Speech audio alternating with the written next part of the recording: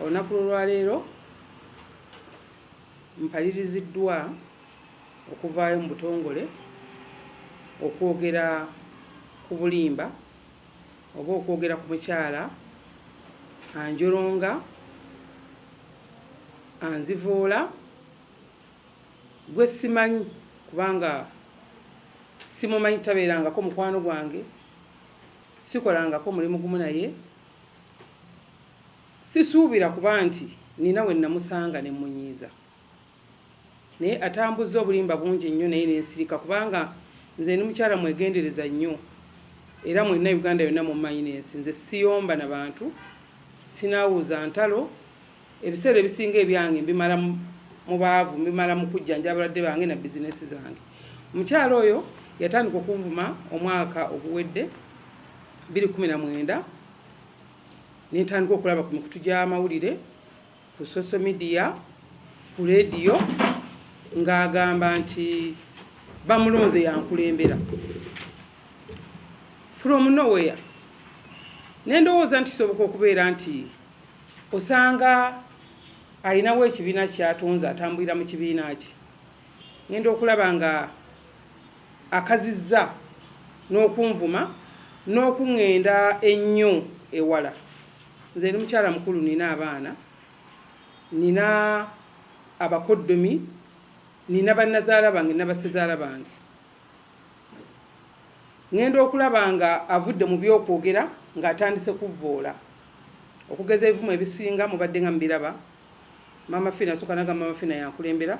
Nze ekibiina ekyange bakiyita Uganda Eddagala n'Obuwangwa bwaffe, ate era nina ekibiina ekigatta abasawo b'ekinnansi Joint Forum mwe bannondera 2018 ku Tavern Woods wali e Kabuusu, ensi yonna ng'eraba. Ntambudde mu bukulembeze bwange okuva nalondebwa 2006 sifunangako ku ntalo. Ngenda okulaba nga avudde mu ebyo ng'ayogera ne bwe neebaka. Mama Fina asula bubi, Mama Fina alya kino, Mama Fina kati essaawa yonna yanneetondedde okugeza namulabye ekisinze n'okumpaliza nga nti namwetondedde. Avuddewo talimba ggwanga lyokka ne poliisi n'agirimba. Yassuka n'agenda ku poliisi n'abagamba Mama Fina agenda kunzita. Mama Fina ayagala mwana wange. Poliisi egenda okunoonyereza ekitongole ekiramba w'osukira ogende. Egenda okunoonyereza ng'omukyala si mulimba mulwadde. Avudde agenda nti Mama Fina mujja mulaba ku bbaasi y'eruzira.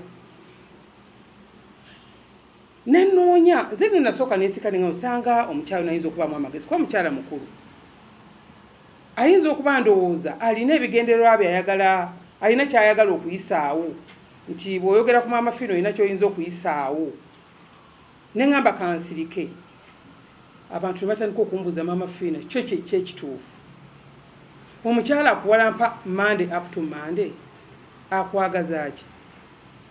Abasawo bange ne batandika okumbuuza mukama waffe tukoleze tutyo. Omukazi ng'ayogera ebigambo ebiteewa kitiibwa, ayogera ebigambo ebitayisibwamu maaso, kwegamba ebigambo ebitasobola kugamba muntu kumuvuma. Mu myaka gyaffe tulina ebigambo ebitafulumya. Ate mu myaka gyaffe empewo zino zetwogerako naddala ama TV n'amarediyo, omuntu aba yeetaaga ekintu ekiririyo ekituufu, baba bakusuubira okuba nti oyogera mazima. Tosobola kuvaayo n'ogamba nti Mama Fina yanneetondedde.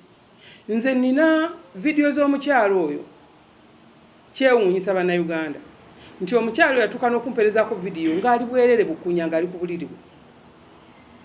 Ng'ali bwerere bukunya ku buliri bwe. Ne ndowooza omukyala ankwana kiki? Kwegamba nanoonya kyayagala nakuweereza WhatsApp naga nti nze nkimanyi ogenda gibikula tojja kunziramu naye n'ogunaaba mwaka nziramu. Byonna saabiteeka ku Facebook. Era byonna saabibwira bannamawulire. Mu bannamawulire ngenda kibalaga ekifaananyi. So akoze ebintu bingi. Mama Fina talina ntalo na muntu yenna. Nze nandibadde musaba abeere ku bizibu ebisobola okumuyamba, asolovinga ebizibu bye ne famire ye n'abantu be, asobola okweyongera mu maaso.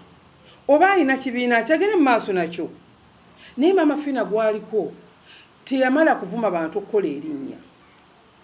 Mama Fina gwowalampa nze nayita mu ttanuulo okukola erinnya. Erinnya eribaddewo emyaka 25. nga li standings olivumidde emyezi 8 terikyukangako buli lwesikuddamu n'olowooza nti gwe okola linnya ne abantu bajajinga abantu bakujajinga n'olaba Mafina ayambye muntu agenze kudduukira muntu oba amuyambye nti Mama Fina sente azirya mulooni n'ayamba. Lwaki tolya mulooni mukyala gwe? Abantu nga beetaaga okubayamba, abantu nga balina ebizibu. Waliwo yakusindikanga nga tayagala nnyambe bantu kuba obusawo bw'okimanyi nti Mama Fina ebbanga lyonna agenda kulembera abasawo b'ekinnansi alimala kukoowa oba bo ne bamukoowa. Tulina emitendera mwe tuyita okulonda omukulembeze akulembera abasawo b'ekinnansi. So si kuva eri n'ogamba nti otonzeewo ekibiina kyo n'oga nti kati nza kutwala.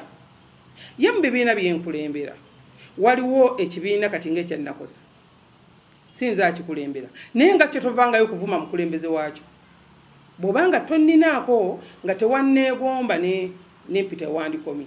Maye omuntu oyinza okuba mwegomba WhatsApp zompereza zonna ngenda zijjayo era namaze dda okulaba n'amateeka bange okulaba nga tukigonjoola nti mukwano komya nkwegayiridde komya kubanga nze onvumye ebbanga ddene nnyo. Senga nali wagamba nti nkutwala luzira ate senga nakutuusaayo kubanga obujulizi bwa video zonna z'ogenza onvuma, obujulizi bwa audio zonna z'ogenza onvuma, recorded zonna z'obadde onvumirako ku ssimu yange zonna twazipuritinze zonna nzirina. Mama Fina sina kyenkwagaza mukyala kulannama sina kyenkwagaza. Lekera okuvuma abantu, lekera okuvuula abantu kubanga nze govoola Uganda emanyi kikyenkola. Abasawo natandika bakulembera 26 ekibiina kyoyogerako Uganda eddagaano obwango bwaffe kiri registered mu NGO. Nze director waakyo kirina abasawo basukka emitwalo 2 ali neva kwekyo nina na kino kyenkulembera abasawo betwegattidde awamu joint forum nayo kirina bammemba abaakyo kwegamba nti ne bwembanga ndese ekyegattidde awamu bammemba betulina nga tulonze president akikulira akulira ebibiina ebyo kino ekya Uganda eddagaano obuwangwa bwaffe kyange tekirivaawo emyaka n'emyaka. Kyewunyisa bw'ogamba nti bba wange yalina nnyini kibiina basebo ne banyabo abantu abasinga baliko ekyamu ku mutwe kubanga omukyala asaasaanya obulimba bwennyini obutali butuufu aguddewo bifayiro bapoliisi ne baseka agenze naggulu poliisi n'eseka buli waalaga bamusekeera busekerezi. Bw'obanga olina ekizibu maama ng'oli mulwadde nkwegayidde bakutwale bakujjanjabe naye nze Mama Fina wo munnange ndeka. Bw'oba wanjagala ng'oyagala mbeere mukwano gujjawo gaye nti njagala obeere mukwano gwange naye sikulinaako mutaawaana naye bwe kinaalaga nnyo omanyi bw'onyigiriza ennyindo gireeta omusaayi. Nze sitera kulwana ntalo era nze sirwana ntalo Mama Fina njagala omunaku asooka mpaka kwasembayo naye bw'oba oyagala nzijayo obwenyi mu kulwana olutalo ndagire ku bannayuganda nti omuntu alwana bw'ati olutalo nja kujjayo.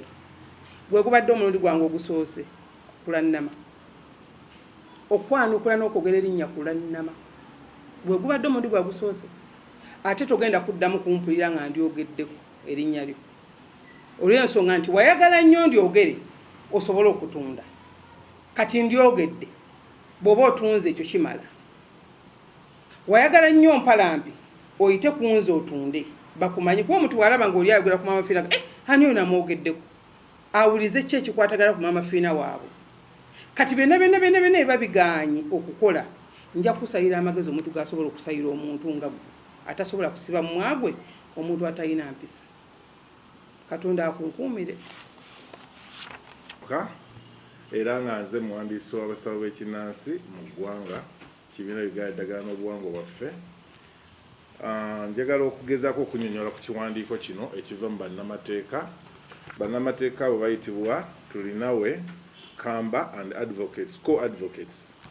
Ekiwandiiko kino intention to sue egezaako kulabula ekisooka ti mukyala Kulannama taddayo kwogera ku linnya lya Mama Fina wadde oba alyogerako mu bulungi oba mu bubi oba kumuwaana. Era n'okugezaako okuba nti taddamu kwogera ku kibiina kya Uganda n'eddagala n'obuwangwa bwaffe. Maama Fina ku basawo be baakulembera mu kibiina ekyo. Singa anaagenda mu maaso n'okugezaako okubyogerako ajja kuwawaabirwa mu maki mu mateeka. Ndowooza era mwe muvudde kiri kyagambye nti singa onoogenda mu maaso n'okuntambulirako nja kuggyayo obwala, si ku bwala nti oba bwakola kutya, wabula y'ebbaluwa eno gy'alaze. Bwe kityo mu kumenyaamenya mu bufunze bwe kikola ki bwe kiri. Muyintendinga kumugulako misango ki? Yes, mali bakimalira. Kitandika intention to show. We write to you in reference to above subject matter wherein we represent Namutebi Sylvia, commonly known as Mama Fina, the President General of Uganda Eddagala n'Obuwangwa bwaffe, President of Joint Forum for Traditional Healers and Herbalists Associations, Uganda.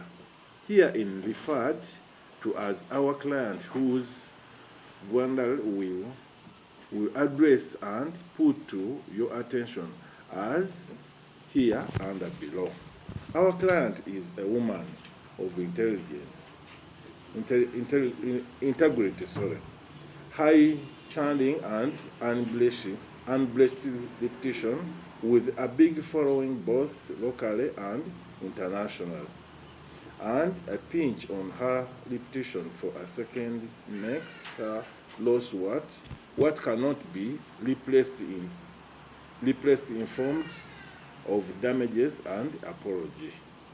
Recently, our client had become a topic and your stepping stone to fame, and a day could not end without her name passing through your mouth in a defamatory and degrading manner, which in the eyes of the right-thinking members of society perceived it as a truth well as not.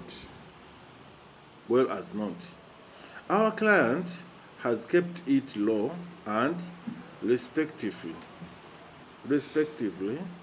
about what you have been doing, talking on social media and other media networks, for example, television interviews. We wish to inform you that our client's patience has reached the maximum and her respect for you has disappeared by the ongoing and uncoordinated statements made by you. However, you should be reminded that when a handshake goes beyond unable, it's no longer a handshake but whistling. Recently, you communicated to the public that our client apologized to you well as not, and worst of all, our clients last communicated to you ages ago, and she has. We understand that the rate at which you want to use our client's image, name, and reputation to gain fame is very high, like coronavirus. But this will cause you problems eventually evaluate to investigating the treatment of coronavirus.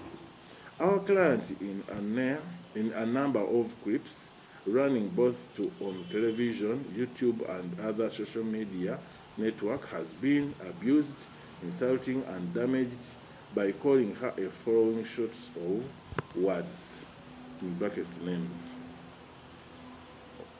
Amufere, which is not true. Franstar, in brackets Amufere, which is not true. A Muslim who eats 5 kilograms of pork per day, which is false and baseless. A Muslim who is known for enjoying alcohol and she often takes it, which is false. A woman who raised kids and took them out of the country to trade them as prostitutes, which is disheartening and false. Kidnap of children, a poor woman who does not have any building in Kampala, nor any taxi, which is false, etc. Our client is a woman who has children, followers, friends, both locally and internationally. And the entrance of the above statement puts our client's name into a limbo of mootness. Indeed, we could not break the videos into words, but a few statements brought out in this letter clearly the cloud about your intention towards our client. A man's or a woman's reputation is his or her property. Depending upon perception of that man or a woman, reputation is more valuable to him or her than any other property. Reputation is the statement of being held in high esteem and honor, or the general estimation that the public has for a person. In brackets, Justice Musota Stephen once said that we reported a matter at Central Police Station, and soon you will be answerable for the same, but the following should be complied within 48 hours to wit. Officially, we withdraw all statements made against our client, whether good or bad, since they are valueless. Stop talking about our client's name anywhere, whether in good faith or bad faith, as it has been. Stop talking about her organization or group of traditional healers she heads, that is Uganda Nedagala n'Obuwangwa Bwaffe. Stop sending your nudes to her official line of WhatsApp, which is immoral. Take further note that this letter acts as a warning in good faith, and our client restrained us from seeking any compensation as of now. Through, if we were to do so, we would quantify it to 10 billion. Yet you do not have it. You do not have it. Yours, as per Gomba Isaac, for MS Turinawe, Kamba and Advocates. Masabo ne banyabo ndowooza byebyo. Omukyalo oyo mbadde saagala kumpaana. Toddamu kunjogerako kirungi. Toddamu kunjogerako kibi. Toddamu kumbeererawo. Toddamu kundaba n'oga nti yayogedde bulungi bati yayogedde bulungi. Ekigambo maama Fiina mukyala kikuve mu kamwa. Nzija mu kamwa. Toddamu kwogera ku kibiina kyange kubanga nange sisobola kwogera ku kikyo. Toddamu kunzivoola mukyala. Toddamu. Ffe twakuzibwa tulina empisa. Twazaalibwa nga tuli banaku twerwanyeeko. Kati gwe bw'oveeyo n'oyagala maama Fiina yava mu bwawusigaalo. Era nabwo obadde ng'obunvuma ku leediyo ne ku TV. N'azimba erinnya Uganda n'emumanya. Ng'emumanyi nga maama Fiina ayagala buli muntu. Ng'emumanyi nga maama Fiina atasosola mu bantu. Gwe n'oveeyo ne weerippa ku kigaali n'ogamba nti kankolere ku maama Fiina erinnya nsobole okwambuka. Mukwana erinnya terisobola kuwangaala eri. Erinnya liwangaalo lyezimbidde. Okiwulira? Liwangaalo lyezimbidde naye kiyinza okubeera ekizibu kubanga emyaka gyoze sooga nti maama naye okulizimba kati okutuukirira nga maama Fiina ng'ate ofulumya ebigambo eby'essamatto oba ebigambo eby'obulimba. Maama Fiina neetondedde. Nga neetondera ki? Ye nga nkulaba waze nali nkulabye nako bwe nti okujjayo okulaba ku mativi. Maama Fiina ayagala omwana wange. Nze yazaala nga ndi muto nga n'emyaka 16. Nina abaana bakazi bakulu bakuze. Owo mwagaza ki? Maama Fiina angoberedde. Poliisi egenda okunoonyeza bakola research nga ayina muyayo beetulidde likwegamba simanyi lwaki. oyo omuntu we yandibadde akugamba nti Maama Fiina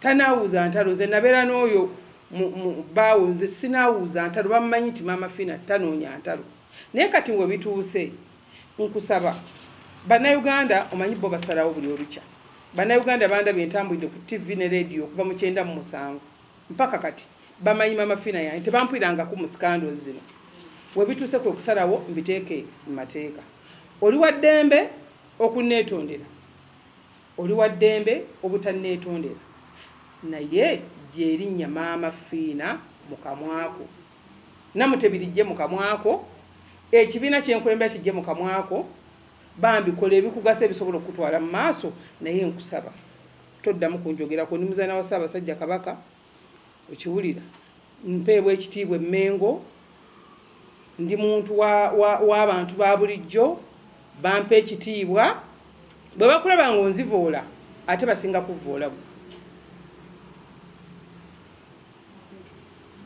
omukisa guno okutegeeza abasawo bange bonna mu ggwanga nti obulimba obadde busaasaaniddwa n'abantu bange n'abalwadde bange abali ebweru n'ebitongole bya gavumenti nti bubadde bulimba wadde nga mubadde mumbuuza nti bannange ekituufu kyeki ekituufu nti nze mukulembeze w'abasawo b'ekinnansi mu ggwanga Uganda eddagaano obuwangwa waffe ate ne ntwala n'ekibiina kya Joint Forum kye bannondamu omwaka gwa kino kyendimu kimazeemu kati emyaka egiwere 10 so sivangayo kugamba nti obukulembeze mbusudde wali era mbutadde abasawo banteekamu obwesigwa baddamu ne banteekamu obwesigwa sisobola kubasuulawo nja kusigala nga mbalwanirira era nja kusigala nga nnwanirira obusawo nga bwe mbadde nabutandika edda okulwanirira okuva nga ndi muto nja kusigala nga nnwana naye bw'obadde bulimba bw'amaanyi nnyo omuntu okugenda mu ofiisi ezimu tulwali tuyingiramu nti ate oli yaleese ebbaluwa nti nze akulembera abasawo bassebo ne bannyabo Pulezidenti Museveni ammanyi